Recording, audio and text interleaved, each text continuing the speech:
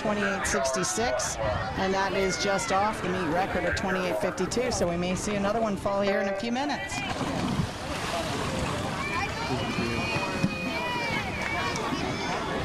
All right, they're in the water. It looks like a pretty tight race between 1, 3, and 4, maybe 2 as well.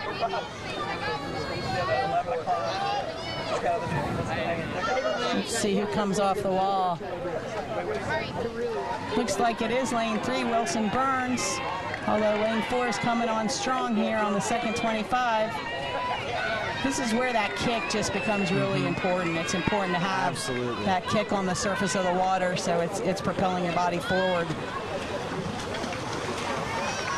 And that's a nice race by lane 4, Rory Condon, and Wilson Burns, lane 3. Big time drop for Condon, taking 3 seconds off his seed to go 39.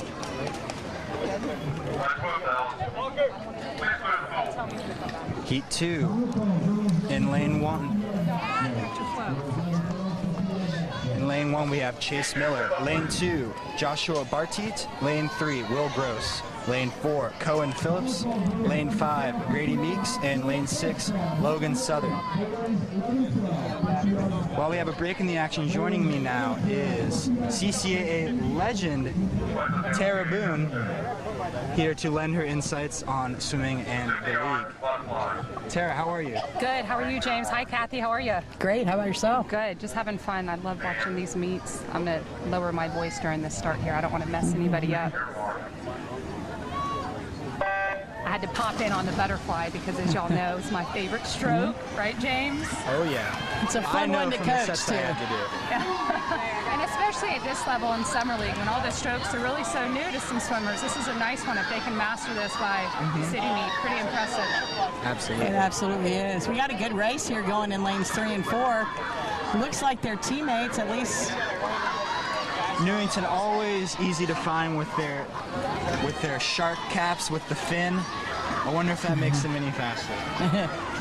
It certainly makes them fun, and that's an important part of Summer League. Absolutely. So good to see. Heading in, I think that is Cohen Phillips of Newington, just beating out his teammate to win the heat. And some nice sportsmanship there. Heat 3. We have lane 1, Caleb Anderson, Fort Johnson. Lane 2, Wyatt Mazzell, Legend Oaks. Lane 3, Dylan Barrett, Crowfield. Lane 4, Aiden Peterson, Ashboro. Lane 5, Zachary Runyon, Northbridge Terrace. And in lane 6, Walker K from Park Shore. Some good underwaters here from lane 5 as he takes an early lead.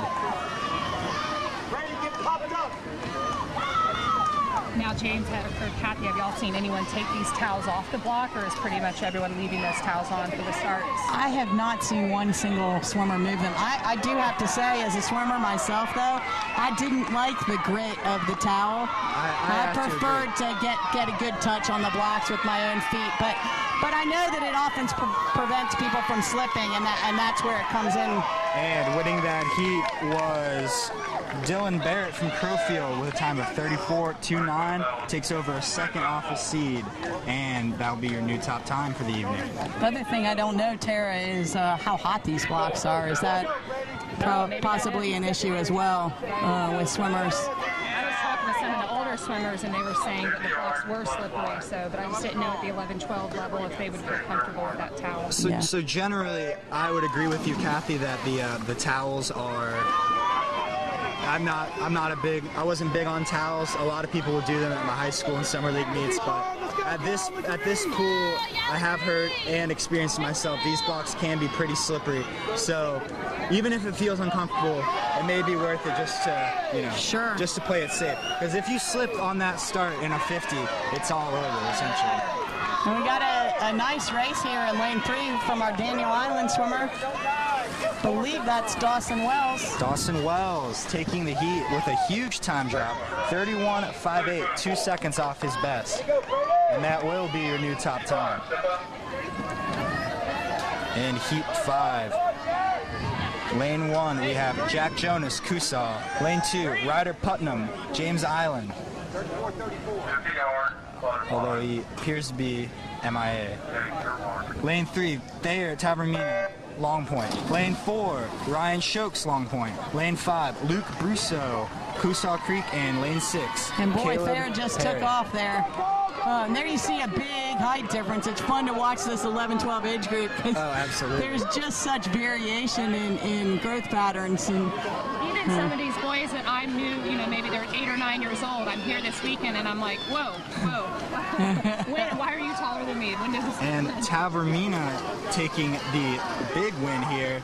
He'll be your first swimmer under 30 with a time of 29.36. so I'm not sure, but I think Shokes there in lane 4 may be a swimmer that all three of us have coached at one point or another. Is that true? It is. I think so. Yeah, that's pretty fun. Actually, I think Ryan may have moved after I coached 2 summers ago. But even going back to what Tara said, coaching 2 summers ago for Long Point and now coming back, I visited Long Point practice, and just the kids I coached when they were 12 to 14 is a big jump. Well, you too, James. You have a beard now. I can remember coaching you, and you did not have a beard.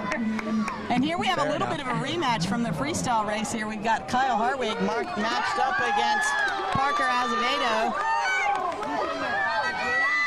And Hartwig looks to be commanding lead with, and he touches in 27.78, and he keeps the streak alive. Another neat record, this one for Kyle Hartwig.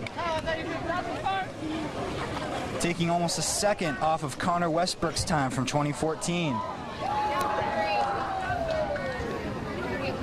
How about that? So Must be Tara, something as in a the water. former butterflyer, what's your favorite part of the 50 fly race? I'd probably say the turn. I feel like, at that point, going out in the 25, it's usually pretty close. But if you can hit that turn and time your stroke right, so what that means is, taking your last stroke into the wall, not having to glide too much, or not having to take a half stroke and ease